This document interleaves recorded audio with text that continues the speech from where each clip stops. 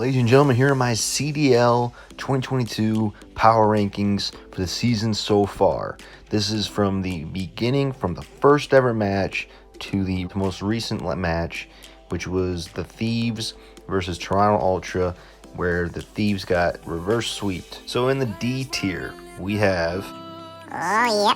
Gotta have it. Gotta keep it there until something totally drastically changes. I think Paris Legion's best year was probably the first ever year when they had Kismet and stuff. So, yeah, they're not doing so well even with Jimbo and Gravity. Was that the only team in D tier? No, it was not, because they won their first match, and it was not their first ever match, but like their first match with Paul X, and it was actually their first attempt. So that is Paul X's debut, and they won. He didn't play so well, but they still somehow something just clicked, and they got the win. But that's just one win, you know. They won both the hard points. They were 0-13, but they're still going to be in D tier for now, and I have a feeling that is going to change very, very quick. C tier. Oh, let's go first team. C tier, Minnesota Rocker. Minnesota Rocker, they got the reverse sweep on Thieves. Yes, they did. But they just have not had that statement game yet. It's not D tier. All right, next one, as you see by the colors. And the Florida Mutineers. They're probably the most inconsistent team in the CDL, to be honest with you. All right, we have one more, actually. Pains me to do this. Yepperoo. Los Angeles Thieves are in the C tier. I did have them in the B tier, but that was before they just totally crumbled. They are 0-3 right now in Major 2, qualifying for the Major 2. So I'm pretty sure they're going to be in losers.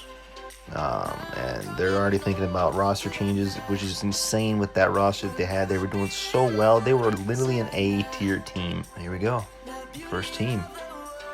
Boston Breach. You guys are probably like, where was Boston Breach? Why aren't they in C? Some people are probably like that, but they definitely are not A yet. They are definitely making their way up there. They're placed 6th in their top 6 in their first ever major, and they are 3-0. They're 3-0 in matches right after that major. They're 3-0 right now in qualifying matches. B tier Boston Breach. All right, next one. We are gonna go with this one's I'm probably gonna lose you guys on this one. But these guys, not only do they have the potential, but they are on a two-game winning streak, including beating Seattle Surge. This team, I don't know how, this team literally should be S tier. You know, on paper, this team should be A or S tier. Their potential is Seattle Surge. Now, they got, what was it, like 3-0 against, they got 3-0'd by Optic, but everybody's like, oh, they still played well, you know. They did, but a 3-0 is a 3-0. They've been playing terrible. They lost to the Gorillas. I'm definitely not putting them in C, because they've already proven that they literally cannot drop down to C or D level. Like, they are literally without a doubt going to be a B, A, or maybe S tier team. I think Seattle Surge is going to pull it back. You know, first A. Yes. Yes, sir. London Royal Ravens. Enough said. A. All right. Next one. Oh, it's easy to tell. Toronto Ultra. Not quite an S tier. Not quite. If they beat FaZe, 100%. As you can see, there's only 2 teams left.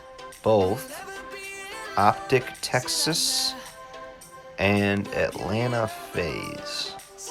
Those are your 2 S tier teams, and enough said with that. I mean, that's not even debatable. Leave a thumbs up. Just hit a thumbs up if you guys want me to do this more and more of this in the future. All right, guys.